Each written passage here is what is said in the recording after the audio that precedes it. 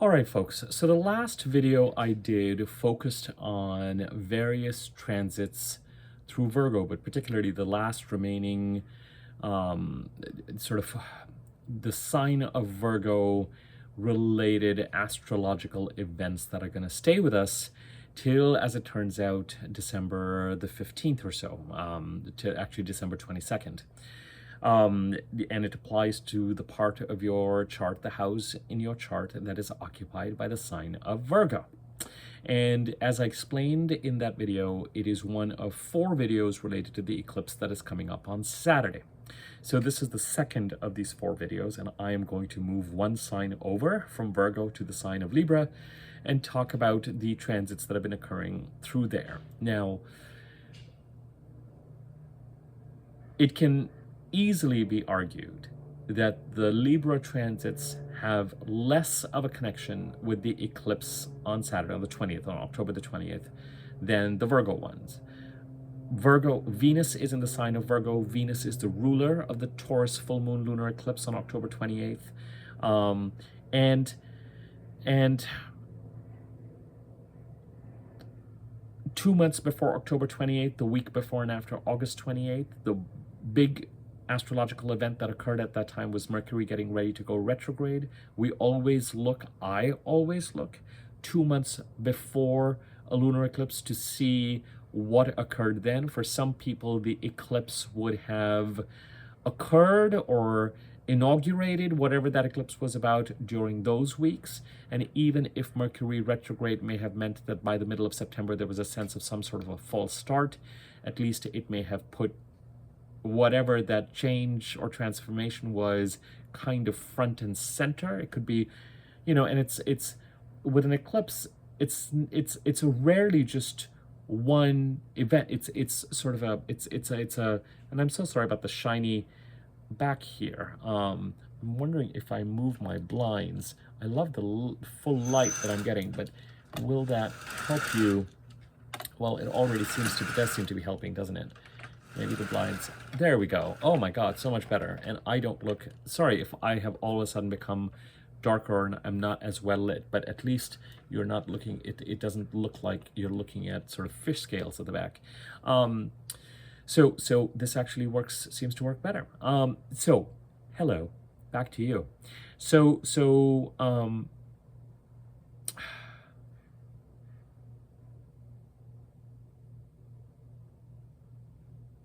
Also at the time of the eclipse, October 28th, one of the 3 big transits that we would be looking at that time would be the fact that Venus would be getting ready to trine Uranus.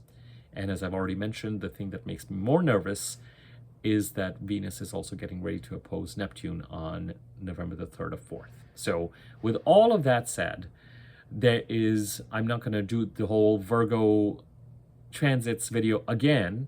It's just a way of saying the first of these videos that you probably may want to look at, or you can, the sequence is really not that important. Just know that there's a video before this that is talking about transits coming up over the next 10 odd days, but also explaining why the sign of Virgo remains active. And in a certain sense, we have kind of this extended Virgo season that takes us towards December the 22nd, given the fact that the Mercury cycle ends on December 22nd. Okay. And when it comes to the eclipse on the 28th, the reason to look at the Virgo transits with keenness and interest is to look at that Venus trine Uranus that occurs a few days after the full moon lunar eclipse on the 28th. And it gives this full moon lunar eclipse, it makes it pregnant with a certain type of opportunity. We just had Venus trine Jupiter a few days ago. The next major aspect is Venus trine Uranus. Then we have that slightly challenging, problematic, or maybe not so slightly challenging, problematic Venus opposition to Neptune. And then as Venus gets ready to move into the sign of Libra, which we're going to be talking about really in a minute, then Venus is going to trine Pluto before it heads into Libra. So for all those reasons, the 2 biggest ones being that Venus is the ruler of the eclipse coming up, and the fact that one of the 3 major transits at the time of the eclipse is Venus trine Uranus, I did the Venus in Virgo video. Plus, it's a way to keep you rooted in all these different parts of the chart where there's astrological activity through the end of the year. When it comes to the sign of Libra, there's no direct correlation between whatever it is that is occurring in the sign of Libra and the eclipse on October the 28th, except, first and foremost, that we are in, when that eclipse full moon happens on Saturday, on October 28th, we are in the Libra new moon cycle. And you cannot ignore the new moon cycle. You know, the real month that we have to be paying attention to is the month that word being derived from the moon and the moon cycle that started with the new moon on October 14th and takes us to November 12th. And that is a set of actions, a set of annual priorities and action in the sign of Libra and where Libra sits in your chart. This full moon that occurs on October 28th falls within that Libra cycle. So while events related to this full moon lunar eclipse are looking more towards the new moon in Scorpio on October 12th, and I'll explain that in a minute, as opposed to the new moon on October 14th in Libra, it still falls within that window. So at this time, it will not surprise me at all if, number one, you are still required to and looking to and want to execute and maybe spending time towards executing tasks based on all the transits that have happened in the Libra part of the chart. The Sun transited Libra, Mars transited Libra, Mercury's transited Libra. We've had the new moon in Libra. Venus enters Libra on November, is it November the 8th, amigos? Somewhere there. I will give you that exact date. Give me 1 sec. Give me 1 sec, people. People, give me 1 second. Let me get you that exact date. Oh, come on. November the 8th. Okay. Scare myself sometimes with the information that is held together in my brain. One could argue that that is not the information that I should be retaining, and there should be other things I should be retaining. But, you know, when you are, when half of your brain lives in an astrological world, then you retain all these dates. So Venus getting ready to move into Libra.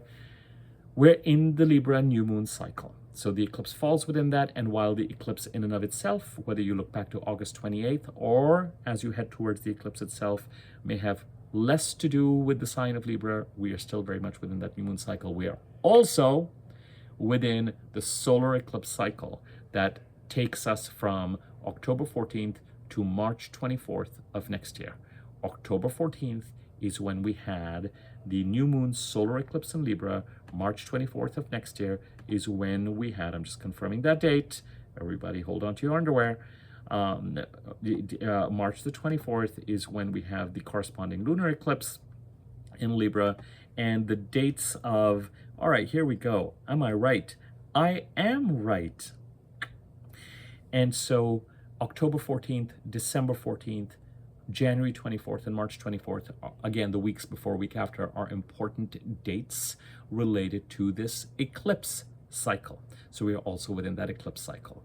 Again, not enormously important to the October 28th eclipse that we are heading to in a few days, because that particular eclipse is the last of the Taurus Scorpio eclipses, not the Aries Libra eclipses. And as I said, there's greater correlation between the Venus transit in Virgo and the next video, which I'm going to do about the Scorpio transits, and finally the eclipse video I'm going to do, that forms a kind of a whole, W-H-O-L-E, that talks directly to the eclipse full moon on the 28th. The reason why I want to include Libra is partly due to a kind of sort of obsessive compulsive linearity. After Virgo comes Libra. If we've talked about the transits in Virgo that are going to be with us for the rest of the year, we may as well talk next about the transits in Libra. But also, we can't quite just ignore the fact that we're in the new moon cycle of Libra and in the solar eclipse cycle of Libra. And so there may be energy and activity that goes into that part of the chart. Also, depending on which houses are occupied by Virgo and Libra in your chart, there may be a correlation, and I mean this truly, there may be a correlation between all these transits that occurred in Virgo and the transits that are occurring in Libra. For example, if you have Virgo in your 7th house and Libra in your 8th house, if you have Virgo in the 1st house, Libra in the 2nd house, if you have Virgo in the 9th house, Libra in the 10th house, there are certain houses, successive houses, that are very much in conversation with each other, and where a transit through the first of those houses into the second houses often unifies thematically whatever it is that is affecting both those houses. Doesn't always have to be the case. If you have Virgo in the 8th house and Libra in the 9th, often when planets move from the 8th to the 9th, it is kind of an ending of one type of cycle to the other. Similarly, from the 12th to the 1st. Similarly, from the 4th to the 5th. I'm not going to belabor the point, but there could be, as these transits have gone through the sign of Virgo, and as Venus is going through Virgo, it could be that whatever it is that is being done in the sign of Libra has a connection with the Venus retrograde that occurred in Leo earlier this year, the Mercury retrograde that occurred in Virgo, and the fact that these planets then moved into Libra. Where does Libra sit in your chart? What house does it occupy? What is the recent new moon about a week and a half ago making you focus and do more? How is that new moon related to all the evaluation and, you know, whatever came up for you during Mars's transit of Libra, the Sun's transit of Libra, Mercury's transit of Libra, the Mercury-Sun conjunction in Libra, on which I did a video. And of course, we are now in execution mode. Now, outside of all this, coming back to this question of relationship between full moons and new moons, as you'll recall, relatively recently, I told you that we, of course, will have new moons and full moons in opposite houses, related opposite houses. Sometimes a new moon will occur in a house first, and then the full moon will occur in the house opposite 2 weeks later. Sometimes, as now, these days, the full moon occurs first, and the new moon occurs 2 weeks later. So we have the full moon, which also happens to be an eclipse, in Taurus on October 28th, and then the new moon that it is related to, the new moon in Scorpio, its opposite sign, happens on November 12th. So some element of this full moon lunar eclipse that is occurring in Taurus at the end of this week is going to be in communication with, talking very specifically to all these annual transits that we are having in Scorpio already. The Sun, Mercury, Mars are already in Scorpio. On November 12th, they're getting ready to have a new moon in Scorpio, which will be conjunct Mars, all of which will be trining Neptune. Let us not forget just how intense the astrology is for the October 28th full moon itself, where the full moon, loosely conjunct Jupiter, is opposed by the Sun, Mercury, and Mars. Mercury and Mars getting ready to conjunct the day after the full moon lunar eclipse, and the Sun and Mars getting ready to conjunct as we head towards that new moon in Scorpio. So, you know, you've got basically these three, and let me just also kind of lose the suspense. I said 3 transits that are important to the October 28th full moon. One would be Venus trine Uranus, Venus in Virgo trining Uranus in Taurus. The second would be Mercury and Mars conjuncting the day after the eclipse, full moon eclipse on October 29th in the sign of Scorpio. And the third would be the fact that Mars would have opposed Jupiter in Taurus just hours before the full moon lunar eclipse, and a few hours after Mercury opposes Jupiter. So even if in and of itself we're not even talking about what aspects the full moon itself might be making, all the 3 transits are completely absorbed in the Scorpio-Taurus axis, insofar as Venus trines Uranus in Taurus, Mercury and Mars oppose Jupiter in Taurus, and Mercury and Mars conjunct in Scorpio. Okay, so coming back to the sign of Libra, which is what this video is about. As the planets go through the sign of Libra, they oppose Chiron in Aries, they conjunct the South Node in Libra, and then just as they get ready to leave the sign of Libra and enter Scorpio, they square Pluto in Capricorn. We've talked about how the planetary transits through Virgo, Capricorn, and Taurus have been supporting each other, but especially supporting Pluto finishing up its transformation in the Capricorn part of the chart by the end of this year and briefly at the end of next year, 2024. And of course, the big transits through Taurus this year and indeed till May of next year, with Jupiter ending a 12, 13-year cycle in Taurus and creating an auspicious new beginning there, and Uranus making us more and more authentic, not to speak of the 28th October eclipse in the sign of Taurus. So, planets, as they go through the sign of Libra, are going to oppose Chiron. Some action or activity needs to be taken within the sign of Libra to support the healing that Chiron is trying to do in the Aries part of the chart. We addressed this transit when we were talking about Mercury going through the sign of Libra. Before that, Mars going through the sign of Libra. The transit, the opposition to Chiron this year, I have found, is very action-oriented. It's almost as if in order to manifest, and also keep in mind that when we talk about the sign of Aries, the North Node is in Aries.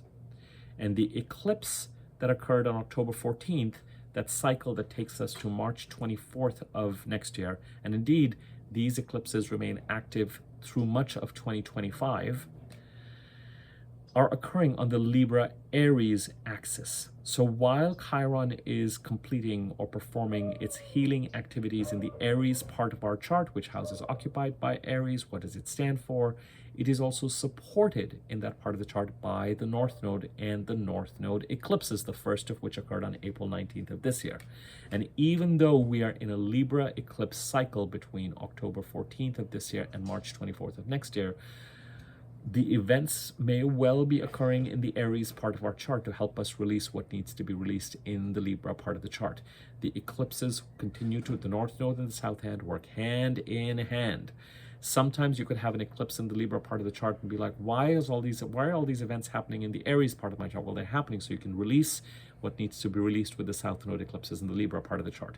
You can be in an Aries eclipse cycle and be like, why am I releasing all this stuff in the Libra part of the chart? Well, in order to avail of the opportunities in the Aries part of the cycle, the release, the opportunities are created by the release in the Libra part of the chart, okay?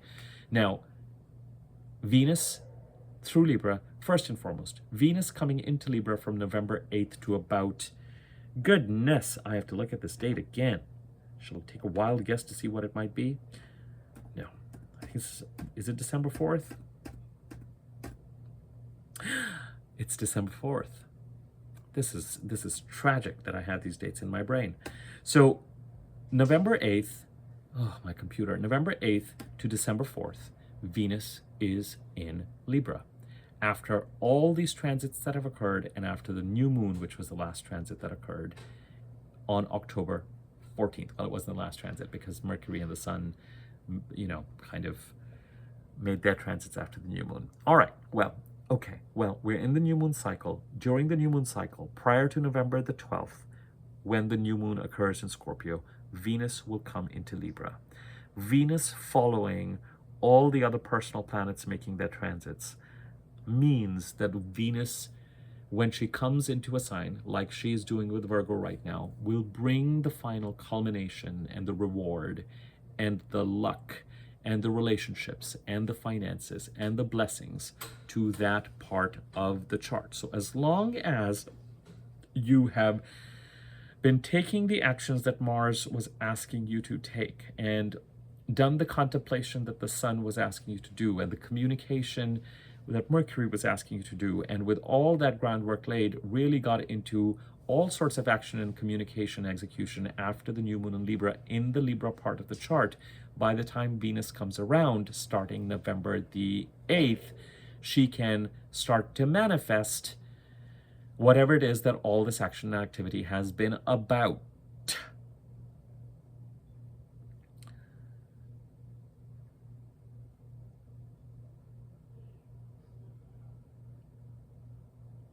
During this time, Venus will oppose Chiron.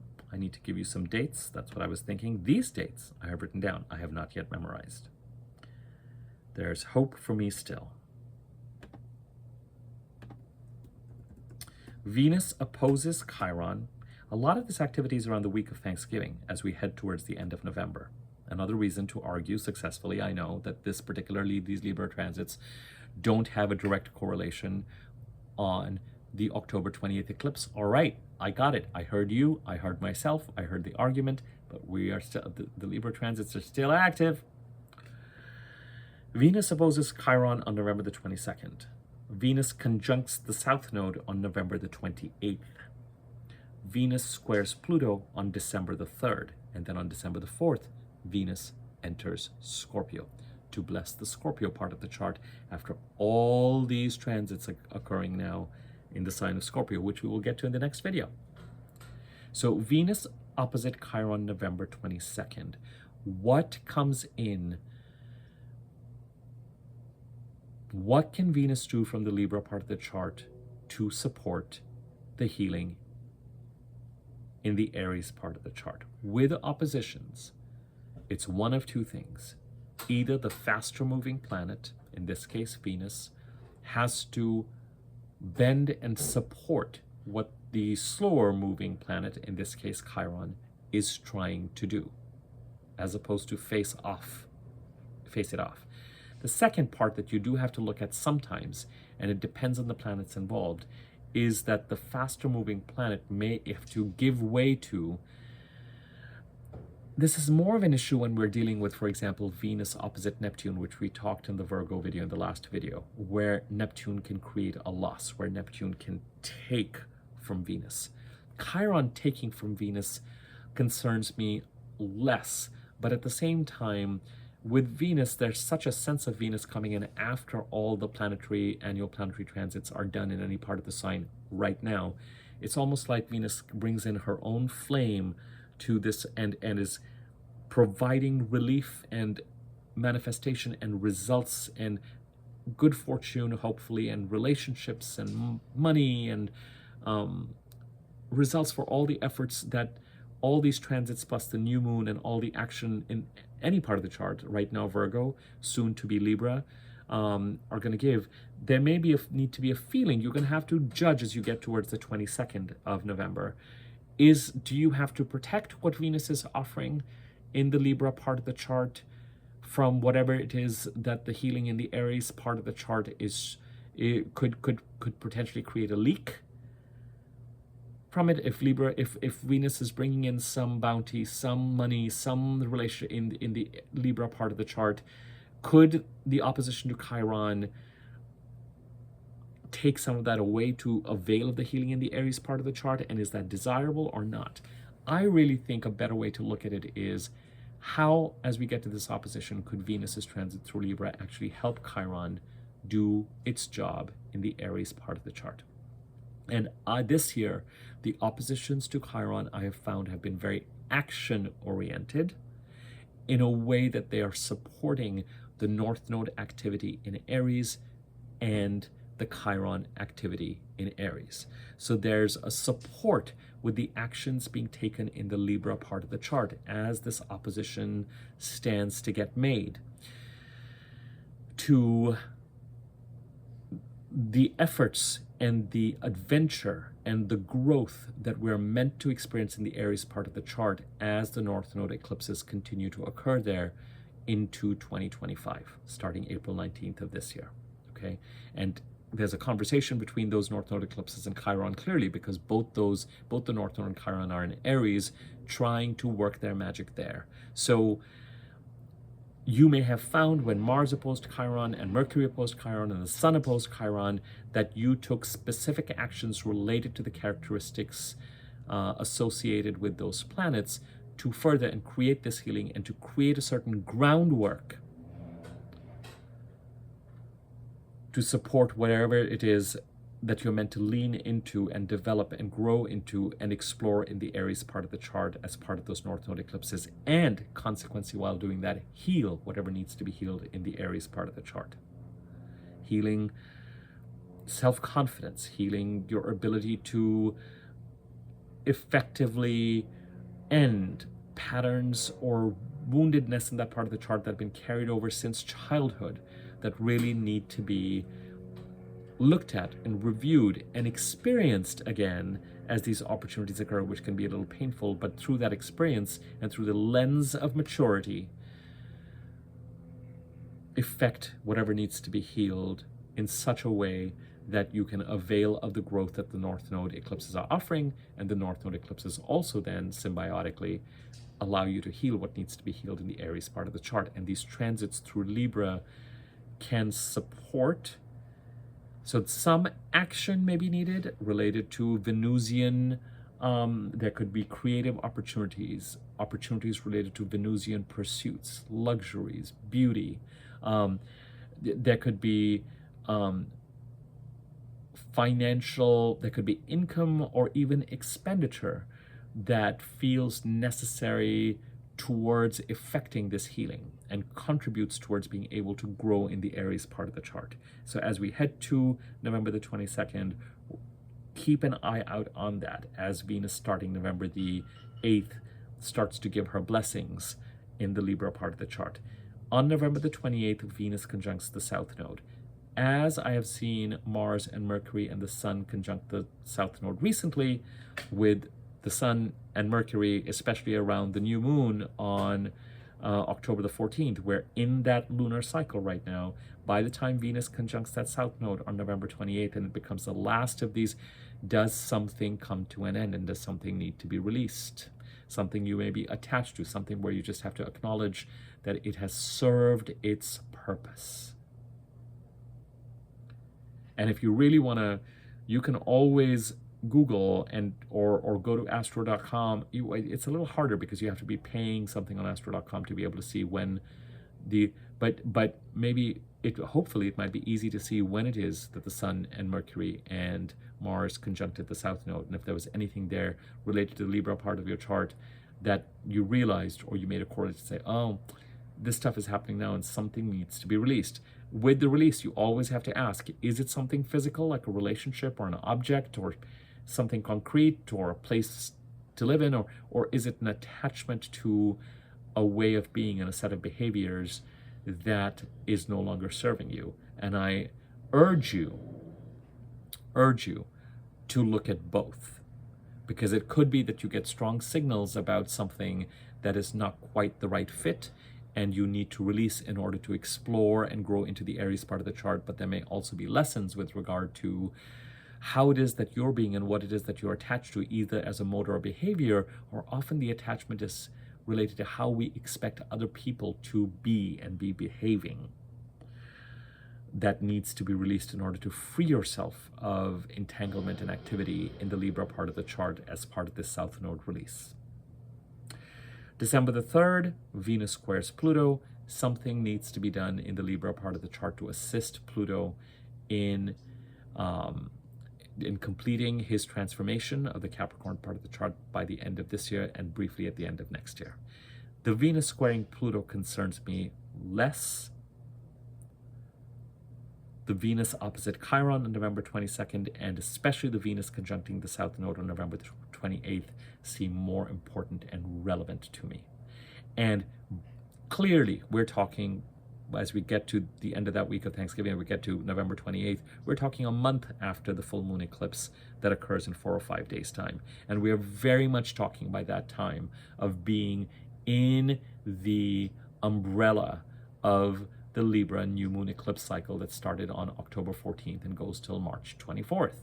That is part of a larger eclipse cycle that started on April 19th of this year and takes us into the middle or the first 2/3 of 2025. So to summarize, the Libra transits that I am referring to may not directly or as importantly impact the full moon lunar eclipse in Taurus on October 28th.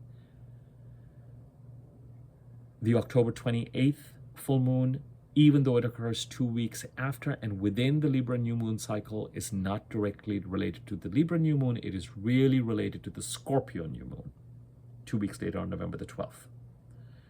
Because the Taurus full moon is related to the Scorpio new moon, whether it occurs 2 weeks before the new moon or 2 weeks after the new moon, as it would in certain years. So whatever it is that's coming up, you're going to have to make note of it, because it may well be that you start to tackle or deal with something related to that in terms of actions needing to be taken after the Scorpio new moon.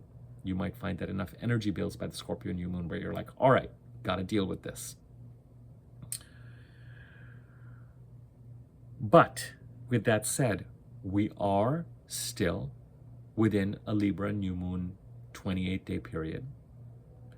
The Libra transits that are occurring during this year, including Venus's transit in Libra, continue and take us through to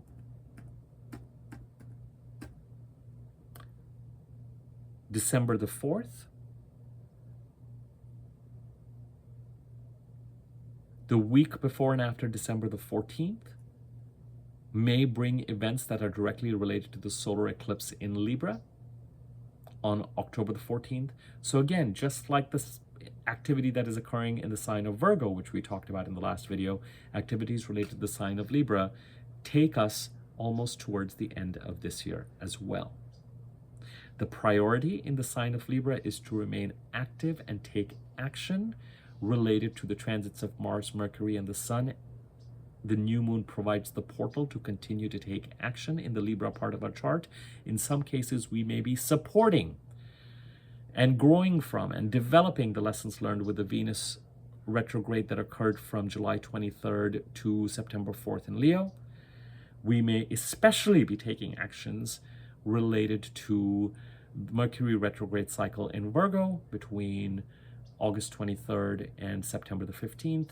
More importantly, depending on the houses occupied by Virgo and Libra, there may be a correlation between the activities that have been occurring and been thought through and started in the sign of Virgo in the middle of September, with that September 14th new moon in Virgo that created a period of such paralysis and lack of activity till the Libra new moon on October 14th opened up the gates to be able to start to move forward finally.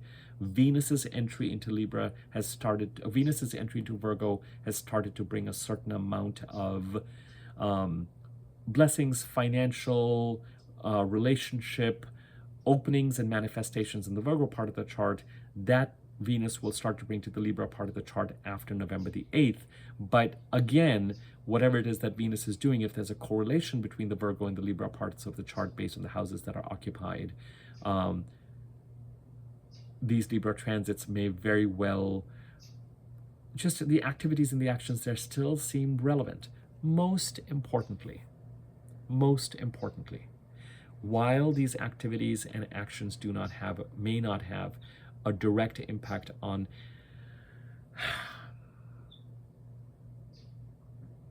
it's not a question of not having a direct impact on the full moon. There are certain transits, like Venus trining Uranus from Virgo to Taurus, like Mercury and Mars opposing Jupiter, Mercury and Mars in Scorpio, Jupiter in Taurus, and Mercury and Mars conjuncting in Scorpio at the time of the full moon. Those transits are going to have a singular, extremely important and direct correlation to this full moon on October 28th. That said, depending on where the sign of Libra sits in your chart, what house it occupies, what the relationship of that house is, and what activities have been going on during this time, you may, especially insofar as, again, it talks about houses being related to each other. And even with eclipse cycles, because the eclipses move backwards, there is typically a connection. There's typically a cyclical connection between whichever house is occupied by Taurus and is experiencing the last of the Taurus Scorpio eclipses that have been in place since September, October 2021, on October the 28th of this year. And the next eclipses on the Aries Libra cycle that started on April the 14th of this year. So the fact that the Libra transits are in direct communication with the Aries part of the chart, it's hard to, yeah, fine. It's not a singular dependency, but whatever it is that is brewing, whatever it is that is making the second half of 2023 feel like just one giant eclipse cycle no matter what. You can't just ignore or factor out these Libra transits, considering the fact that they not only oppose Chiron, are not only related to a solar eclipse, a complete solar eclipse for all intents and purposes that occurred on October 14th, and starts a cycle that takes us to March 24th of next year. But these planets are also going to be conjuncting the South Node. And admittedly, those conjunctions occur in the last week of November, but somewhere what this full moon in Taurus is illuminating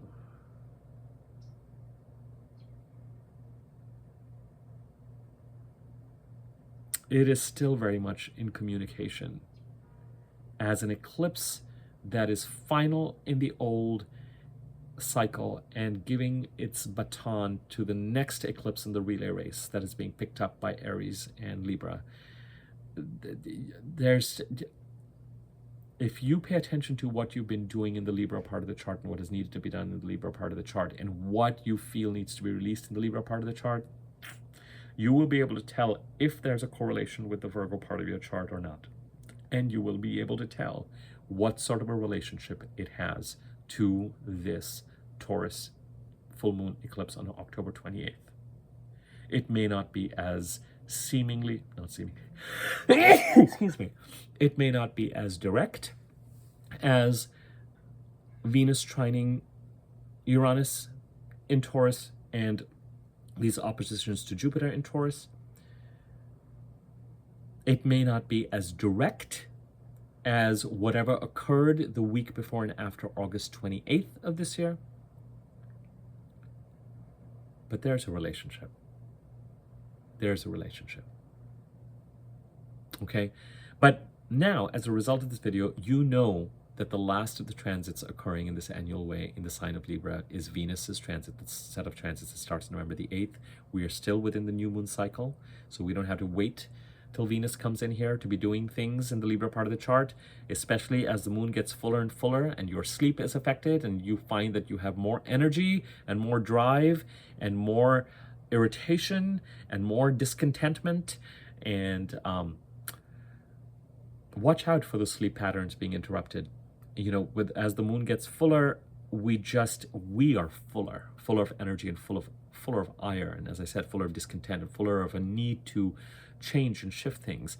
And some of that action is still going to be relevant to the Libra part of the chart. I mean, that's one of the areas where we should be putting in our energy because we are within that new moon cycle. Now you know Venus coming in. Now you know when Venus makes those transits at the end of November.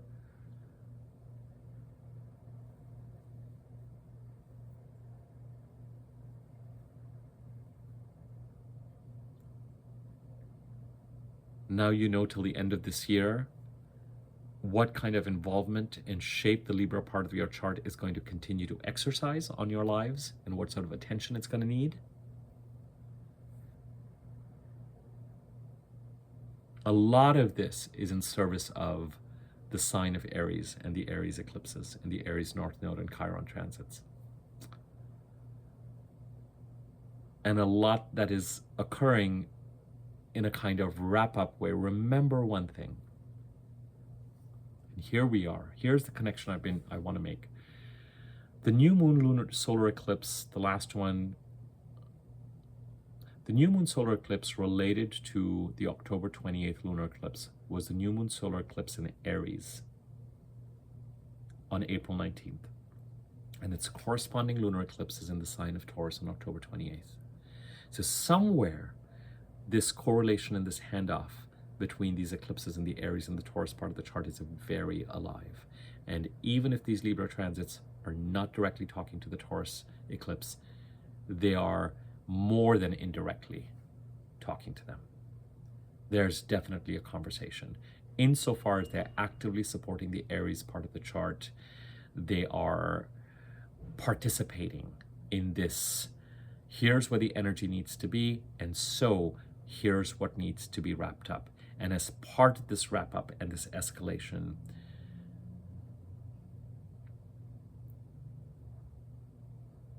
what is it that needs to be released in the Libra part of the chart to support both continued growth and development through the middle of 2025 in the Aries part of our chart, but also to help support the final eclipse of leaning into the Taurus part of the chart at the end of this week.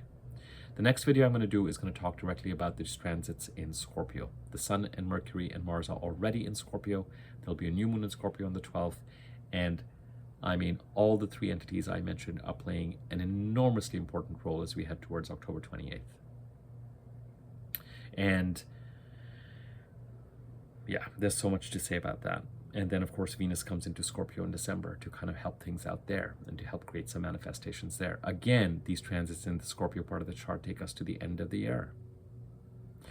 When we look at the transits in Sagittarius, those are the first set of transits that spill into January.